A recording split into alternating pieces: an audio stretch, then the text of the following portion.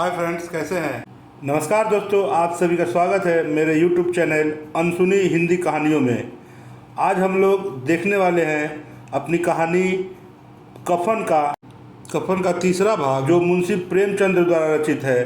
तो चलिए देखते और सुनते हैं। तो चलो, कोई हल्का सा कफन ले लो। हाँ और क्या, लाश उठते उठते रात हो जाएगी। रात को कफन कौन देखता है। कैसा बुरा रिवाज है कि जीते जीते तो तन ढाकने को चिथड़ा भी न मिले, उसे मरने पर नया कफन चाहिए। कफन लाश के साथ जल ही तो जाता है, और क्या रखा जाता है। यही 5 रुपये पहले मिलती तो कुछ दवा दारू कर लेते। दोनों एक दूसरे के मन की बात तार रहे थे। बाजार में इधर उधर घूमते रहे, कभी इस बाजार की दुकान पर गए तो कभी उस दुकान पर। तरह तरह के कपड़े रेशमी और सूती देखे, मगर कुछ जचा नहीं। यहाँ तक कि शाम हो गई, तब दोनों ने जाने किस देवी प्रेरणा के साथ एक मधुशाला के सामने जा पहुँचे और जैसे किसी पूर्व निश्चित व्यवस्था से अंदर चले गए।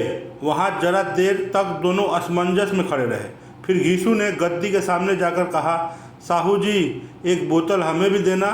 उसके बाद कुछ चिकना आया, तली हुई मछली आई और दोनों बरामदे में बैठकर शांतिपूर्वक पीने लगे। कई कुजिया ताबड़तोड़ पीने के बाद दोनों सरूर में आ गए। घीसू बोला, कफन लगाने से क्या मिलता, आखिर जल ही तो जाता, कुछ बहू के साथ तो न जाता। माधव आसमान की तरफ देखकर बोला, मानो देवताओं को अपनी निष्पापता का साक्षी बना रहा हो।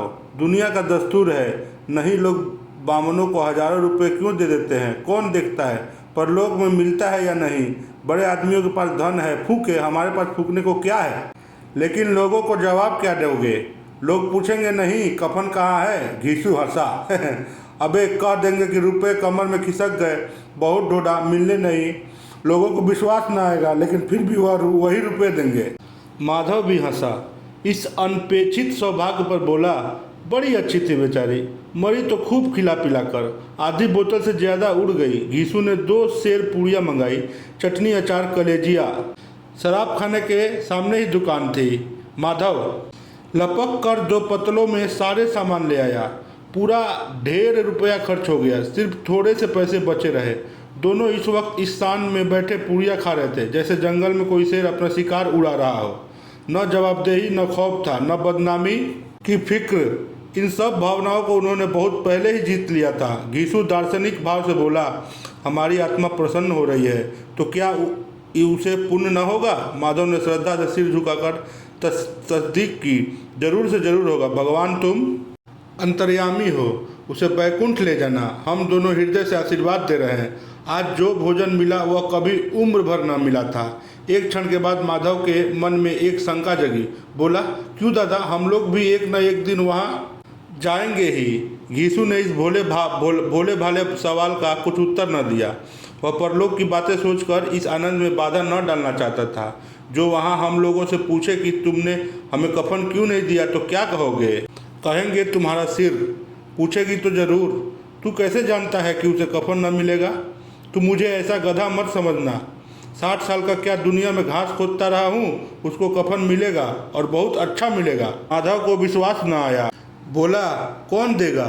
रुपए तो तुमने चट कर दिए, वह तो मुझसे पूछेगी। उसकी मांग में तो सिंदूर मैंने डाला था, कौन देगा, बताते क्यों नहीं।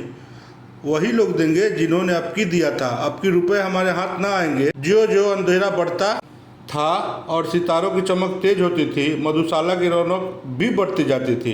कोई गाता था, कोई डींग मारता था, कोई अपने संगी के गले लिपट जाता था, कोई अपनी दोस्त के मुंह में कुल्हड़ लगा देता था। वहाँ के वातावरण में सुरूर था, हवा में नशा था। कितने तो यहाँ आकर एक चुल्लू में मस्त हो जाते थे। शराब से ज़्यादा यहाँ की हवा उन पर नशा करती थी। जीवन की बाधाएं यहाँ खींच लाती थी और कुछ देर के लिए यह भूल जाते थे कि वे जीते हैं या मरते हैं, या जीते हैं या न मरते हैं। और यहाँ दोनों बाप बेटे अब भी मज़े ले लेकर चुस्कियाँ ले रहे थे। सबकी निगाहें इनकी ओर जमी हुई थी। दोनों कितने भाग्य के बली है।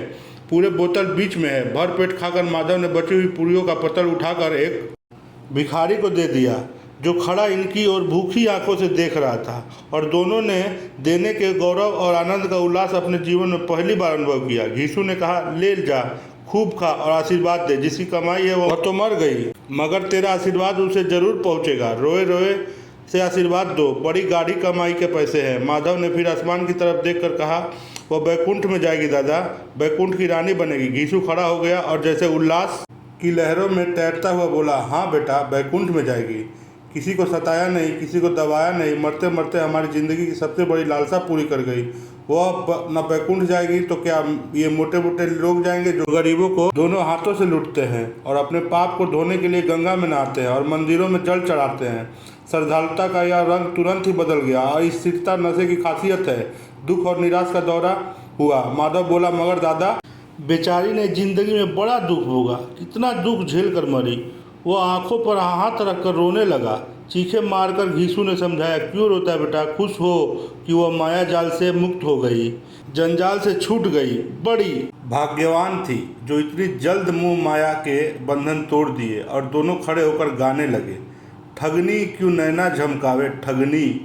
पियकड़ों की आंखें इनकी ओर लगी हुई थी और यह दोनों अपने दिल में मस्त गाए जा रहे थे। फिर दोनों नाचने लगे, उछले भी, कूदे भी, गिरे भी, मटके भी, भाव भी बताए, अभिनय भी किए और आखिरी नशे में मदमस्त होकर वहीं गिर पड़े। तो फ्रेंड्स, यहाँ समाप्त होती है हमारी मुंशी प्रेमचंद के द्वारा रचित कफन की कहानी। अगर वीडियो और कहानी पसंद आए तो चैनल को लाइक करें और सब्सक्राइब जरूर करिए। आज के लिए इतना ही फ्रेंड्स, मिलते हैं नेक्स्ट वीडियो में। इसके लिए जय हिंद, जय भारत।